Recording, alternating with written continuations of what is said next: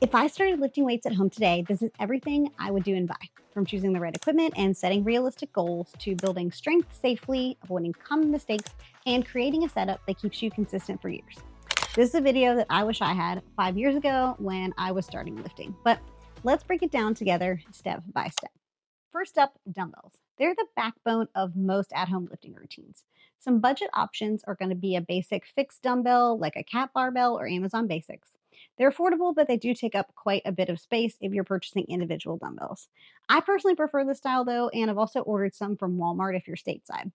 The best price I've currently found is about $1 per pound, but I've definitely paid more than that. My smallest dumbbell is these here from Target, and they were a little more expensive, but they have held up well for me. Some mid range adjustable options might be things like BowFlex Select Techs or Yes for All sets. And these are going to typically run you around $150 to $250.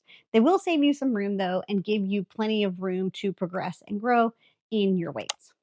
Premium options include things like Power Blocks or Nua Bells. These offer you the ability to quick change and are more compact. So they feel more like professional gym equipment, but they are an investment. They will last you for years though. I do feel like though if I had it to do all over again, I'm looking at my I do feel like I had to do all over again, I would not get the square kind because it makes it harder for me to do certain exercises. So then I find myself reaching for a single weight instead.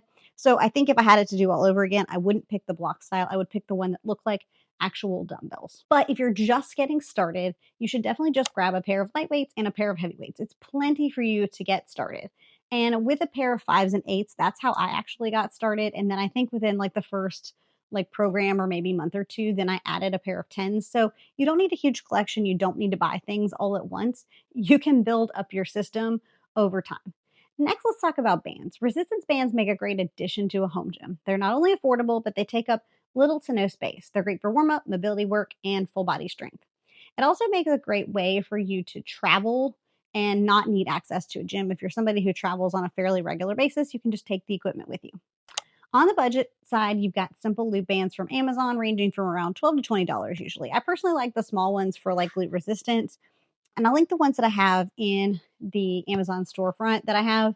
And that's just an easy way for you to find it and also support the channel if you'd like to. But I totally understand if you don't have or don't want to, you can do it a different way. I just want to make it as easy as possible for you to find what you're looking for if you want it.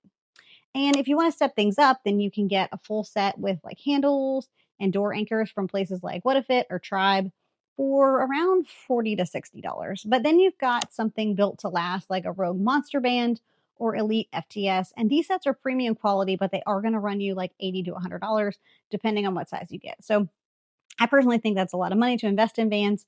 But if that's something that you want to do, you certainly could. But my favorite types both come from Amazon and they'll be linked to my storefront, like I said. Thank you if you choose to purchase. I really appreciate it.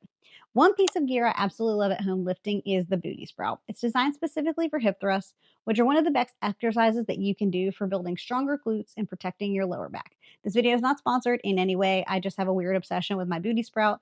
I like to use it in a variety of ways, so it gets mentioned a weird amount. I really truly love this thing. But instead of needing a full barbell setup, the booty sprout uses resistance bands that can scale up to heavy weight. It's lightweight and it does fold up for storage pretty easily.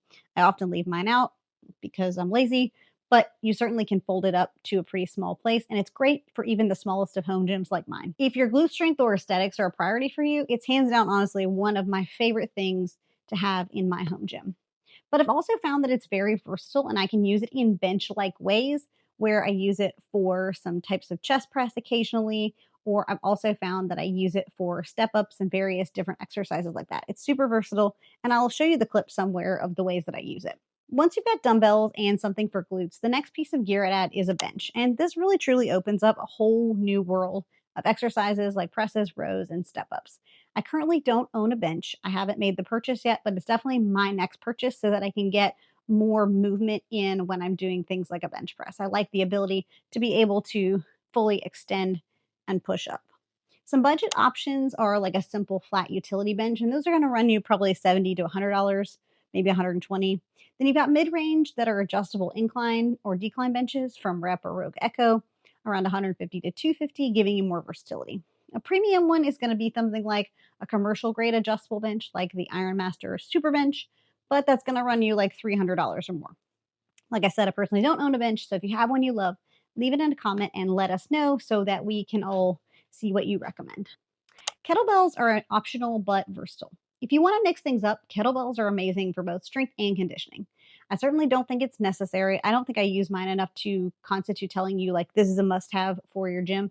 But if it's something that you want and it's something that you will find versatile, then it's certainly something that you can purchase. Some budget options are going to be things like cast iron kettlebells from CAP. Those are going to run you around $30 to $50 each. Mid-range are the power-coated or competition bells from Rogue or Kettlebell Kings, but those are more like 70 to 120. Then you've got premium adjustable dumbbells like Bowflex that have one bell and multiple different weights that you can rotate through, but those usually run around $200 or more. I have one that is a Bowflex, but I found it on Woot, which is associated with Amazon.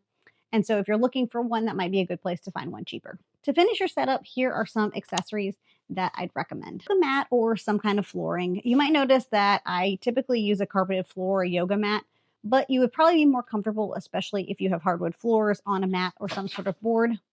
Sorry, my cat is making noise. But if you have hardwood floors, you're probably going to want a yoga mat. I used to use my son's flooring until we got rid of it. I do have a few pieces left over there.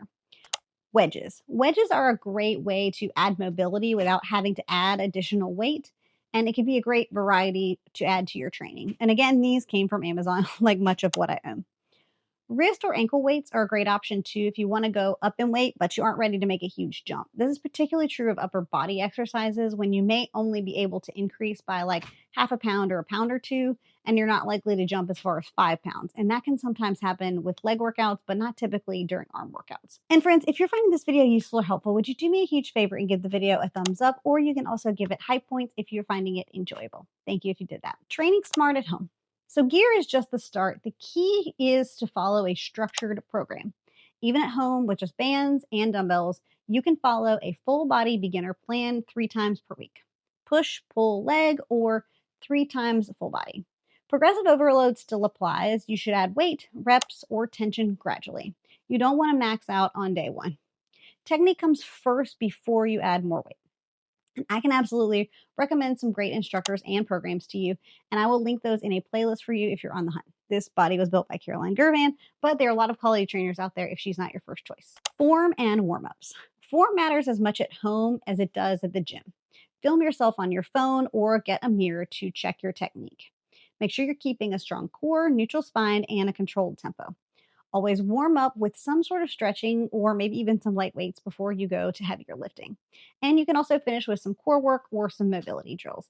Even just a handful of minutes and a few accessory work and mobility exercises can make a huge difference in preventing injury and keeping you loosey-goosey. Goals and mindset. Just like with any other type of exercise, setting a goal helps a ton. At home, it might be doing something like 20 push-ups or hitting a specific PR on a certain type of dumbbell exercise. Or it could just be simply sticking with a workout 3 times per week. Remember that progress isn't linear. Some weeks you're going to feel great and some weeks you won't, and that is totally normal. Compare yourself to where you started and not to the people that you're seeing online. And if it's possible, find some sort of accountability either here in this community or somewhere else online, and make sure that you're logging your progress and consistency. One of the great goals to set starting out would be to just get 3 times per week workouts and completing maybe a long form program that's 10-ish weeks, like some of the Caroline Gervan programs. Or maybe it's a goal of being able to do certain exercises that you couldn't do before, like certain styles of push-ups. And finally, the most important principle here is consistency. You don't need the fanciest gear or a massive home gym. What matters is using what you've got week after week, month after month. And that's what's going to build real strength and lasting results. So that's everything I'd do if I was starting lifting weights from home today. Start with the basics, upgrade as you go, and focus on form and consistency. And the results will come. I can absolutely promise you. And let me know in a comment what your at-home gym setup looks like or what you hope it to look like. And be sure to subscribe if you haven't done so already. And I'll catch you in the next one. Bye, friends.